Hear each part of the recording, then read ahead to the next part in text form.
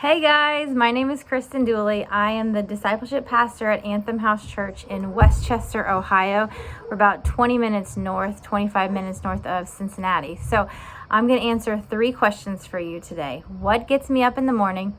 What keeps me up in the middle of the night? And what is my kingdom dream? So first things first, what gets me up in the morning? Not to sound cliche, but legitimately the thing that gets me up in the morning is discipleship. I love discipleship, and there's no better thing than to recognize that God is always present and at work, and that we are always invited to join him. I love doing this in my own life, recognizing what he's already doing and repositioning myself so that I can be in step with him, but also get to do this every day with people, with my friends, with my family, with my kids.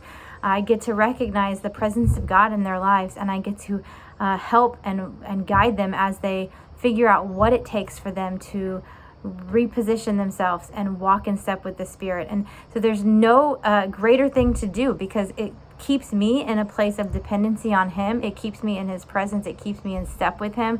And so even when it's hard, it's good. Even when it's hard, it's holy, because God is present and God is good. And so really, legitimately, the thing that I'm most excited about most mornings when I get out of bed is, how are we going to make disciples today? What does discipleship look like?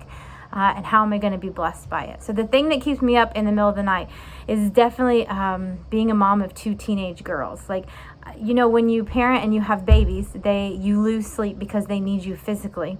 And as a parent of teenage girls, you lose sleep because they need you emotionally. And I'm so thankful that my girls are getting to experience the full gamut of disappointment, of being rejected, of being betrayed, of wanting to be known, of wanting to be someone's first choice. I'm so thankful that they're getting to have these experiences under my roof, because I'm there to help them recognize that God is sovereign, that God is good, that he is present, that he has good things for them, that though it may feel hard in the moment, in the long term, what he's doing is holy, and it's character development, and it's necessary. And I'm so thankful that I'm there to help walk them through these things. But at the same time, they keep me up all night, just worrying and literally praying and surrendering and inviting the Lord to be present. And I lose sleep over their feelings, over their emotions, over the fact that I have enough faith to know that God won't fail them. I have enough faith to know that even when they're disappointed, that God's going to do something drastic with those disappointments.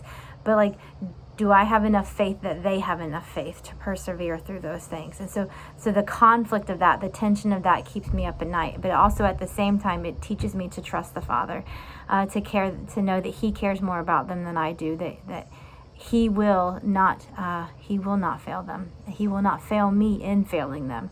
And so it's a great tension to have, but it definitely does cost me hours of sleep. And the final thing is, what is my kingdom dream? The reality is, I feel like I'm living my kingdom dream. And I know there's nothing fancy about my life. There's nothing grand. I'm not on the top of some mountain. But I think for years, I waited to get somewhere so that I could have something. And when I finally encountered God where I actually was, I realized it was the only place I wanted to be. And I love the space that we're in. It's hard, and there's days where I'm like, I don't want to do this. Give me a normal job. There's days where I fight with my kids. There's days where I made Ella cry not that long ago, and it was rough, and it was about me, and it wasn't about her, and I had to apologize and all. There are days that are not good, but this space where I am right now is just rich, and I love it because God is present and he is good, and we've found him, and we've learned to be content with where we are. And so my kingdom dream is making disciples. It's building a church. It's launching the Kingdom Dreams initiative with some of my best friends. It's seeing what God's going to do today and what he's going to do tomorrow, and healing over what happened yesterday, and praying through what's going to happen next week. It's all of those things. My kingdom dream is really to be most present in the space that I actually am in, and to enjoy it, and to find the peace that surpasses all understanding. And so I'm super thankful that you're here, that you've checked in, that you've listened this far. Thank you for letting me share a little bit about myself.